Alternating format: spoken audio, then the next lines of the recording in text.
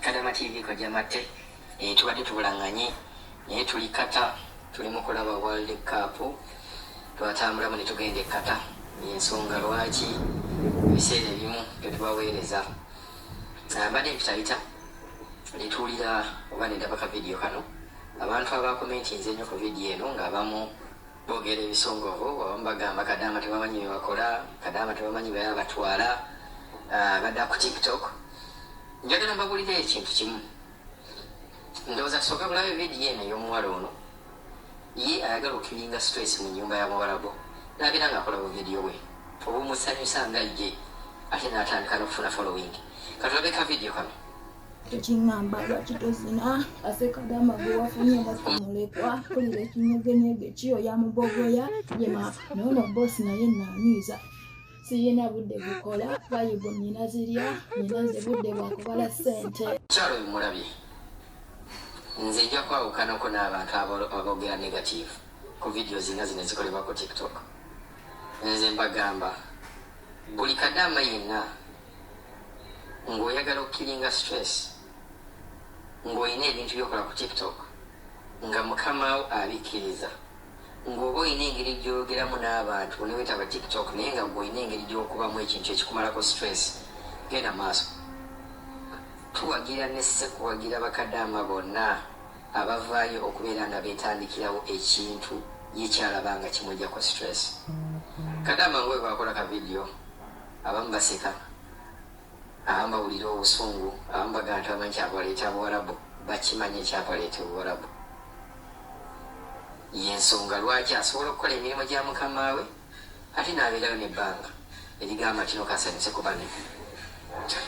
Wenna ali eyo alowooza nti bakama abo tebamanyi nti oli ku TikTok, weerimba. Buli muntu yenna alina access ku TikTok. Era mu abo jjukira TikTok ye kuleeta buleetezi olwo nekuleetera olwo nekuleetera olwo nekuleetera eri. Tolina ngeri gy'osobola nakugamba nti nno osobola okubeera nga ogamba nti gundi ono bwati ne watandabe ne bw'ono blocking ono era mu famire mujja kubeera mwakulaba.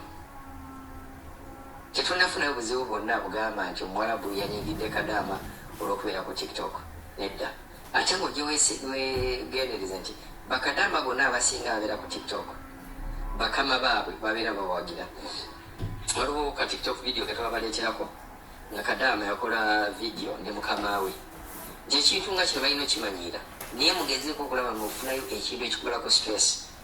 Bw'oba tuli muntu wakola vidiyo toyagala kwemulisa nga mukuyita, funayo akazannyo k'ozannya. Oyinza okubeera ng'olina akazannyo k'ozannya n'ozannya gy'ekiwarabu eri ne mukama wo ne mubeerawo nga muzannya akazannyo. Muyinza okuzannya playing cards matatu ng'oyo n'omuzannya n'abaana b'owaka oba mukama wo ng'oyo.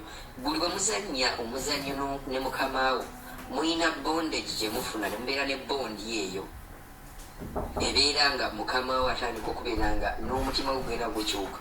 Buli muntu gwe museka ababiri bw'oseka ne mukama wo waliwo engeri gy'ogenda omukyusaamu oba omugamba ono bulijjo muntu nga nze. So mugezengako okubeera nga mukola ebintu ng'ebyo.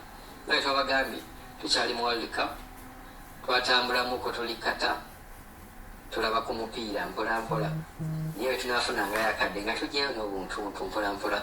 Ne World Cup waggweera tugenda kudda mu full swing. Kadama TV nga bulijjo kojja mate.